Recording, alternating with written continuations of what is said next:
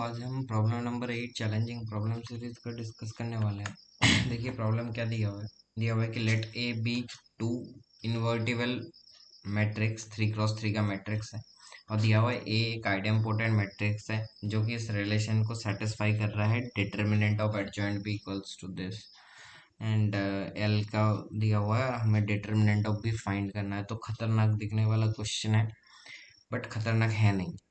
नहीं नहीं डरिए मत मैं सिर्फ दिखने में खतरनाक हूँ। दिखने में ही सिर्फ खतरनाक है। तो पहले एल एक लिमिट का इंडिविजुअल प्रॉब्लम जैसा है एंड फिर हम डिटर्मिनेंट पे आएंगे। तो पहले हमें क्या करना पड़ेगा कि चाहे तो हम एल को सॉल्व कर लेते हैं, लेकिन इस ये एक्सप्रेशन देख के आपको कोई फॉर्मूला याद आ रहा होगा कि डिटर्मिनेंट ऑफ एडजॉइंट बी क्या होता है।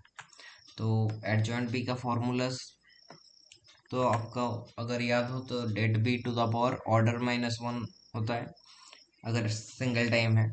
सेकेंड टाइम होता तो इसका स्क्वायर हो जाता। तो अब जो एल दिया हुआ है उसको सॉल्व करना पड़ेगा। ठीक है, तो एल को चलिए सॉल्व करते हैं। एल अगर दिया हुआ है 0/0 फॉर्म का, अगर आप इंटीग्रल में अपर लिमिट को 0 सब्सटीट्यूट करेंगे तो it is 0। Integral 0 to 0 is 0, so ultimately 0/0। लेकिन ये 0/0 का एक स्पेशल केस जैसा है। स्पेशल केस मतलब क्या है कि इंटीग्रल में एक्स का लिमिट्स है। तो इस तरह के क्वेश्चन हम कैसे करते हैं, इस तरह के क्वेश्चन हम लेबनिज रूल से करते हैं। तो आपको लेबनिज रूल याद है आई होप।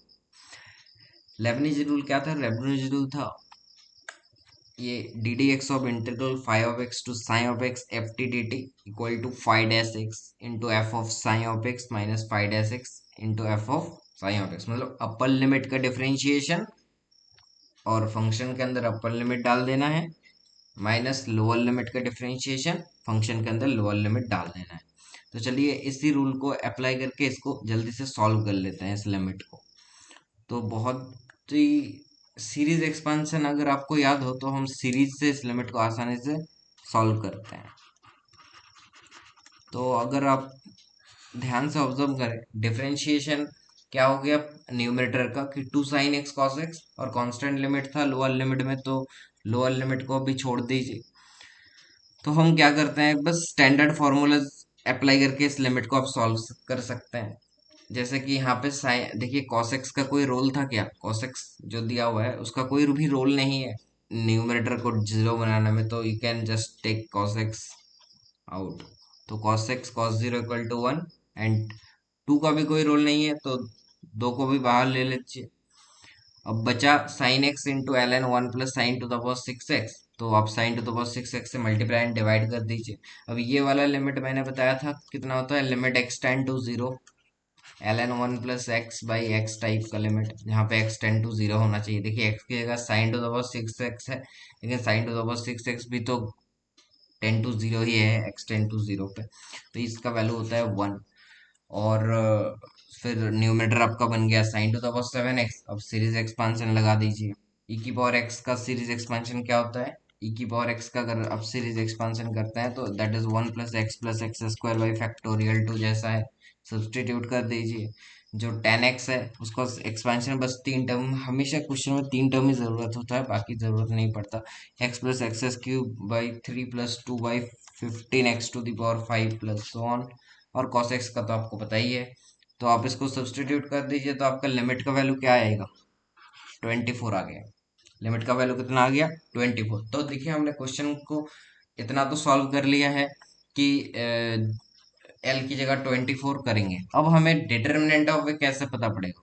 देखिए इन्फॉर्मेशन क्या गिवन है, इन्फॉर्मेशन गिवन है कि ये इन्वर्टिबल है एंड आइडेम्पोटेंट है। आइडेम्पोटेंट मैट्रिक्स मतलब क्या होता है कि A² = A होता है। बस इतना ही याद रखिए।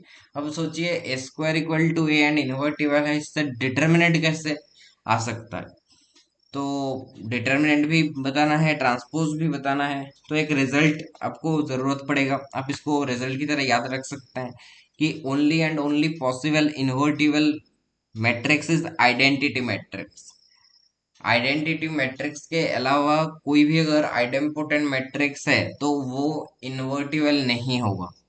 कभी नहीं होगा। इसको प्रूव कैसे करेंगे? तो प्रूव कर देते हैं।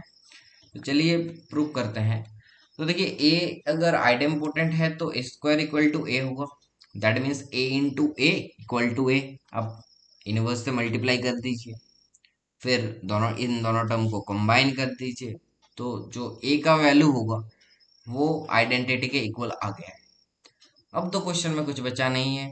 क्वेश्चन आई का पावर 12 लीजिए, 13 लीजिए, 2022 ले लीजिए, तो ये तो हो जाएगा 1।